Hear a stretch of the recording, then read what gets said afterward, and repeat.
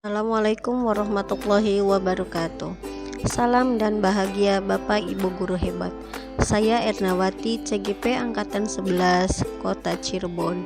Pada kali ini, saya akan memaparkan jurnal refleksi Dwi Mingguan 5 Modul 1.2 Pembelajaran untuk memenuhi kebutuhan murid.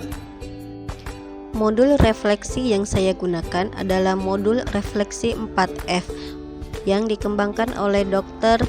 Roger Chenoweth, yang terdiri dari fact atau peristiwa, feeling atau perasaan, finding atau pembelajaran, dan future atau penerapan.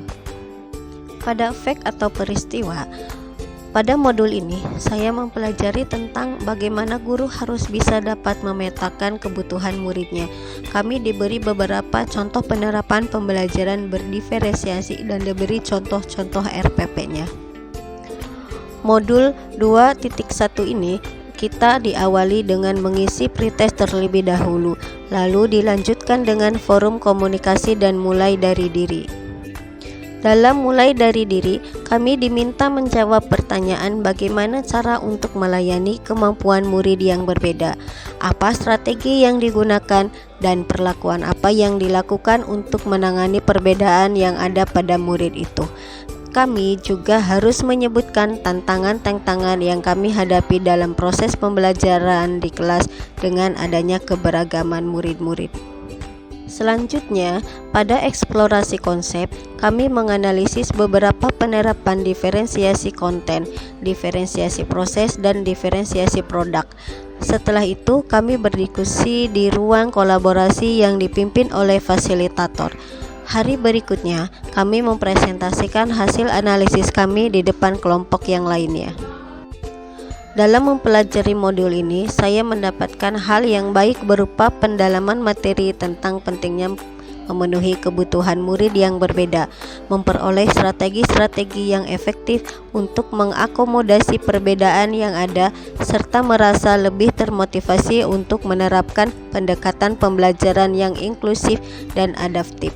Hambatan yang saya temukan dalam mempelajari modul ini yaitu saya mendapatkan tantangan bagaimana menyesuaikan metode pengajaran untuk setiap murid dengan keterbatasan waktu yang tersedia.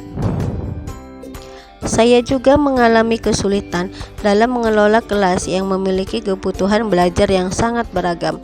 Solusi yang saya lakukan untuk menghadapi hambatan tersebut adalah merancang rencana pembelajaran yang lebih fleksibel, menggunakan media teknologi, serta berkolaborasi dengan rekan guru yang semapel untuk berbagi strategi dan sumber belajar. Feeling atau perasaan. Perasaan saya selama mempelajari modul 2.1 ini, saya sangat terinspirasi. Saya akan mencoba mengimplementasikan strategi yang ada pada modul ini. Saya menyadari bahwa sangatlah penting dalam memahami kebutuhan dan potensi setiap murid. Meskipun terdapat tantangan-tantangan yang saya harus hadapi dalam menyesuaikan metode pembelajaran namun, saya akan tetap terus belajar dan beradaptasi demi menciptakan lingkungan belajar yang inklusif dan efektif. Finding atau pembelajaran. Pada modul ini, saya mendapatkan beberapa pelajaran penting yaitu setiap murid memiliki tingkat kesiapan, minat, dan profil belajar yang berbeda. Memahami keberagaman ini adalah langkah pertama dalam menciptakan lingkungan belajar yang inklusif. Strategi yang digunakan untuk menghadapi keberagaman murid adalah dengan menggunakan strategi diferensiasi yang efektif. Saya belajar berbagai strategi untuk menyesuaikan materi, proses, dan produk pembelajaran sesuai dengan kebutuhan murid. Diferensiasi membutuhkan perencanaan yang fleksibel dan adaptif sehingga guru bisa merespon kebutuhan murid. Future atau penerapan. Setelah mempelajari modul 2.1 mengenai pembelajaran berdiferensiasi, saya akan menerapkan beberapa hal di antaranya. 1. Mengenali kebutuhan dan karakteristik murid yang akan saya lakukan dengan melakukan asesmen awal untuk memahami tingkat kesiapan, minat, dan profil belajar murid di kelas.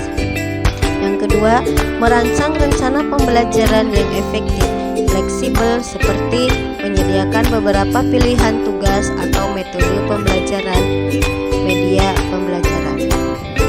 Mencoba berbagai strategi diferensiasi sederhana seperti menyiapkan bahan ajar yang bervariasi dan memberi kebebasan pada murid untuk memilih cara mereka menunjukkan pemahaman atas materi yang telah diberikan.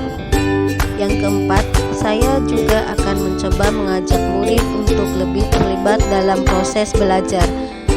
Dan yang terakhir, saya akan memonitor hasil pendekatan diferensiasi yang telah saya terapkan dengan mengumpulkan umpan balik dari murid